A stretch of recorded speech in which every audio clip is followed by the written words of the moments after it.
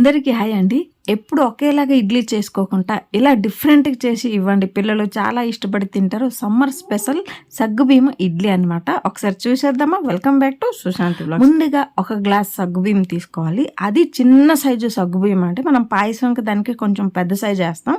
ఇది వచ్చేసి చిన్న సైజు సగ్గుబియ్యము. ఒక గ్లాస్ తీసుకున్నాను. ఈ గ్లాస్ తోటి మనం సగ్గుబియ్యం తీసుకుంటే మనకి 30 నుండి 40 ఇడ్లీలు వస్తుంది. మీరు క్వాంటిటీ చూసుకొని కొంచెం సగం తీసుకోండి. ఒకలా చిన్న గ్లాస్లో సగ్గుబియ్యం తీసుకోవాలి. సగ్గుబియ్యంని ఒకసారి 2 సార్లు కడిగేసామంటే అందులో ఉన్న డస్ట్ అంతా క్లీన్ అయిపోతుంది. ఇలాగా కడిగి నీరు వేసుకుని ఓవర్ నైట్ నానబెట్టాలి. ఓకేనా? మీరు ఆలకించేది కరెక్టేనండి. నీరు వేసుకుని మూత పెట్టి ఓవర్ నైట్ నానబెట్టాలి.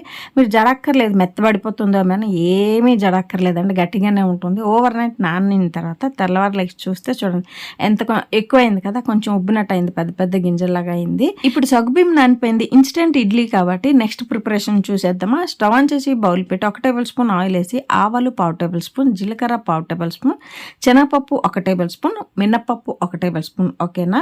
గుర్తుపెట్టుకోండి, ఎప్పుడు కూడా మనం శనగపప్పు మినప్పప్పు 1/2 టేబుల్ స్పూన్ వేస్తాం, ఇందులో 1 టేబుల్ స్పూన్ వేసుకోవాలి. అలాగే సన్నం కట్ చేసిన కరివేపాకు, సన్నం కట్ చేసిన పచ్చిమిరపకాయలు ఒక 3 నుండి 4 వేసుకున్నామంటే చాలా బాగుంటుందండి. ఈ ఇడ్లీకి నేను 1 గ్లాస్ సగ్గుబియ్యం తీసుకున్నాను కదా, 1 గ్లాసు గోధుమ రవ్వ తీసుకుంటున్నాను. అంటే మనం ఉప్మా చేస్తాం కదా, ఉప్మా రవ్వ చిన్న సైజు, ఉప్మా రవ్వలోన చిన్న సైజు రవ్వ తీసుకుంటున్నాను. ఈ ఇడ్లీకి చాలా బాగుంటుంది. సేమ్ క్వాంటిటీ అండి. ఏ గ్లాసులో సగ్గుబియ్యం తీసుకున్నామో ఆ గ్లాసులో రవ్వ తీసుకోవాలి. అన్నీ కూడా సేమ్ క్వాంటిటీ మీద వస్తుంది. జాగ్రత్తగా చూడండి. ఇందులో మనం పోపు వేసుకున్నాం కదా, అవన్నీ వేసుకొని కలపాలన్నమాట. ఈ పోపు వేస్తుంటే ఆ స్మెల్ చాలా చాలా బాగుంటుందండి. ఆ ఫ్లేవర్ చాలా బాగుంటుంది. ఇలా చేసుకుని మనం వేడి నీరు వేసినామంటే ఉప్మా అయిపోతుంది. అంటే రవ్వ ఫ్రై చేయాలి, పచ్చి రవ్వ కాబట్టి బాగోదు. కొంచెం ఫ్రై చేసుకున్నామంటే వేడి నీరు వేసేస్తే ఇదేనా ఇన్స్టెంట్ ఉప్మా అనమాట.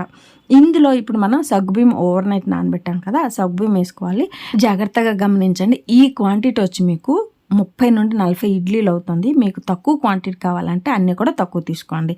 పెరుగు, పుల్లటి పెరుగు 1 గ్లాస్, 1 గ్లాసు సగ్గుబియ్యము, 1 గ్లాసు రవ్వ, 1 గ్లాస్ పెరుగు, ఉప్పు 1 టేబుల్ స్పూన్ వేసుకుని, ఇన్స్టెంట్ ఇడ్లీ కాబట్టి 1/2 టేబుల్ స్పూన్ వంట సోడా వేసుకోవాలి.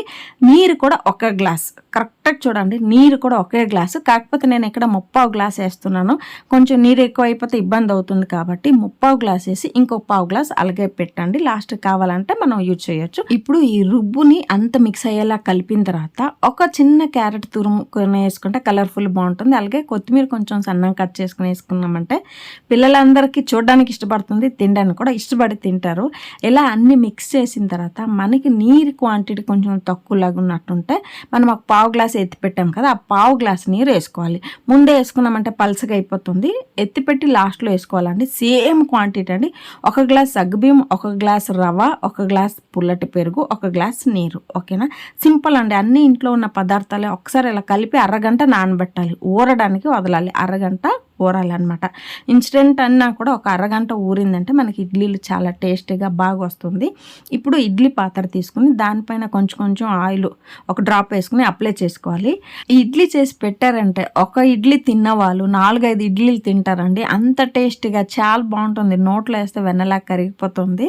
ఇప్పుడు మనం ఫుల్గా నింపకూడదండి. ఇడ్లీ రుబ్బుని ఫుల్గా నింపుకుంటా 3/4 నింపాలి అంతేనా. ఒక పావు భాగం ఉంటే కొంచెం ఉబ్బుతుంది కదా, బాగుంటుంది. ఫుల్ వేసేస్తే పొంగిపోయి బయట వచ్చేస్తుంది. సో ఇప్పుడు కూడా 3/4 రుబ్బునే వేసుకోవాలి.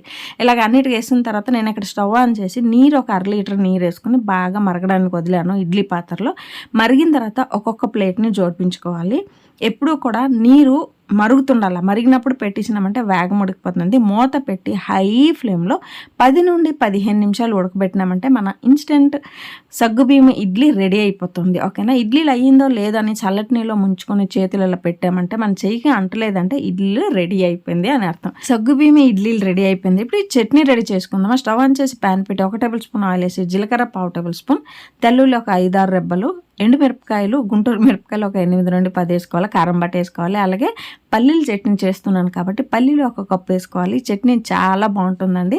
చిన్న ముక్క చింతపండు వేసుకోవాలి. ముక్క అంటే చిన్న సైజు.